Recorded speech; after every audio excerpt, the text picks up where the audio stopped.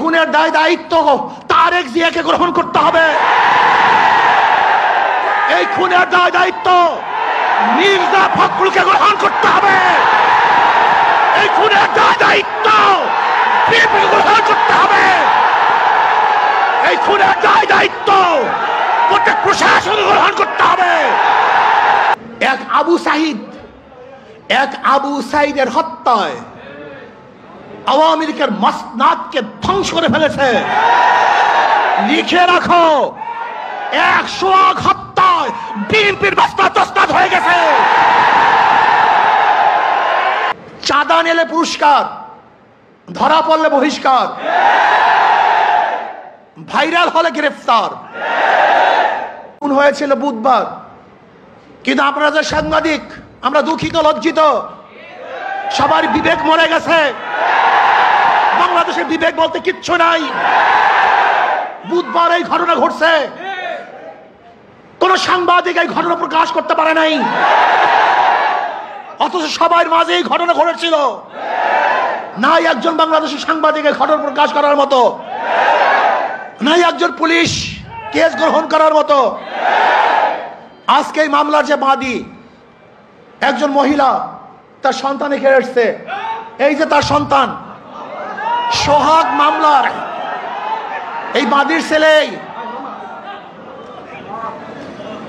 তার নিজের মুখে শুনেন, মামলা দেওয়া হয়েছিল কিন্তু পুলিশ মামলা গ্রহণ করে নাই।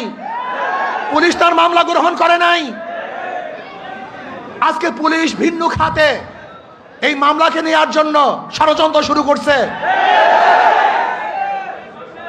সব জায়গায় চাঁদাবাজি, শরিয়াতপুর বাস সব বন্ধ।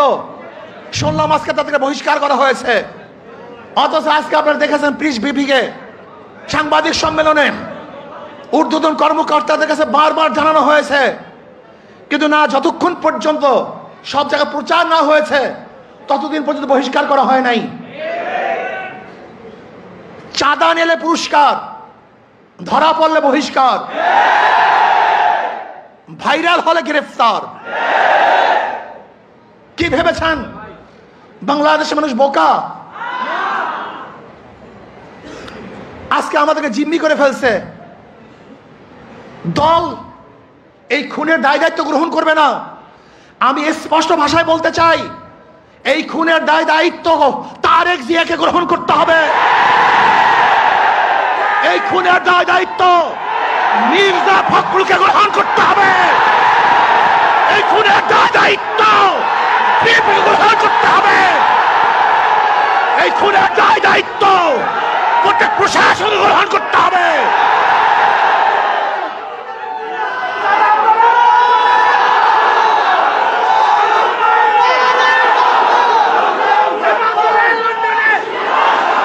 শোনেন,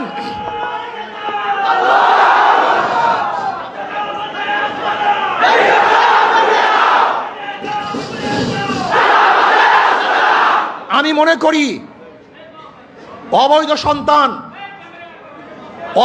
সন্তান জন্ম হওয়ার আগেই তার মৃত্যু কামনা করে। আজকে বিএনপি ক্ষমতা যাওয়ার আগেই তার পতন কামনা করে বাংলাদেশের মানুষ চায় না এই চাঁদাবাজ, দখলদার, খুনি, ধর্ষক, জালেমের গোষ্ঠী বাংলাদেশের মাঝখানে বসুক। বাংলাদেশের একজন মানুষ চায় না। আমি ঘুমাতে পারি নাই, ওই দৃশ্য দেখ, আল্লাহর কসম, আমি শুধু ওই দৃশ্যই আমার চোখের সামনে ভাসছিল। আমি বিশ্বাস করতে পারি নাই মানুষ শুধু জালেম কিভাবে হয়, এত অত্যাচার কিভাবে হয়। জালেমের গোষ্ঠী, খুনির গোষ্ঠী। শোনো, এক আবু সাঈদের হত্যায় আওয়ামী লীগের মসনাদকে ধ্বংস করে ফেলেছে। লিখে রাখো, 100 হত্যায় বিএনপির মসনাদ তসনাদ হয়ে গেছে।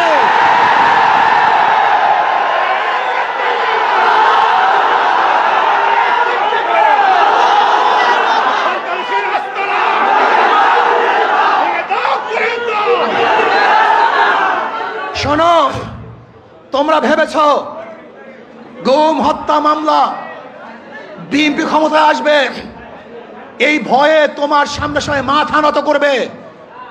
শিয়াল মাথা নত করতে পারে, ইঁদুর তোমার সামনে মাথা নত করতে পারে, লুবিরা তোমার সামনে মাথা নত করতে পারে, দুর্নীতিবাজরা তোমার পায়ের মধ্যে তৈলবর্ধন করতে পারে।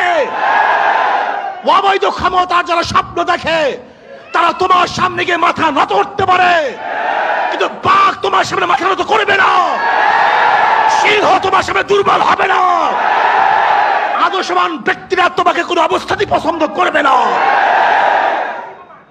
ভাইয়েরা আমার, আমি মানুষের বিবেক দেখছি। এই ঘটনা ঘটাবার পরেও বিবেকবান মানুষ যারা নিজেদেরকে শিক্ষিত দাবি করে, ওরা কিভাবে বিএনপি আওয়ামী লীগ করে আমার বুঝে আসে না। ওরা শিক্ষিত নয়, ওরা জ্ঞান পাপী।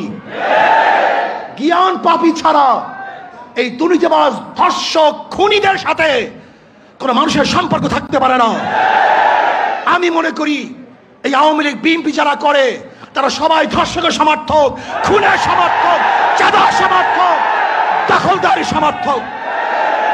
কোন ভদ্র মানুষ যাদের মধ্যে ভদ্রতা আছে, আদর্শবান যারা আদর্শ লালন করে, যারা জাতিকে মুক্তি দিতে চায়, এই বাংলাদেশকে গোটা দুনিয়ার সামনে উঁচু করতে চায়, তারা কোনো অবস্থাতে আওয়ামী লীগ বিএনপি করতে পারে না।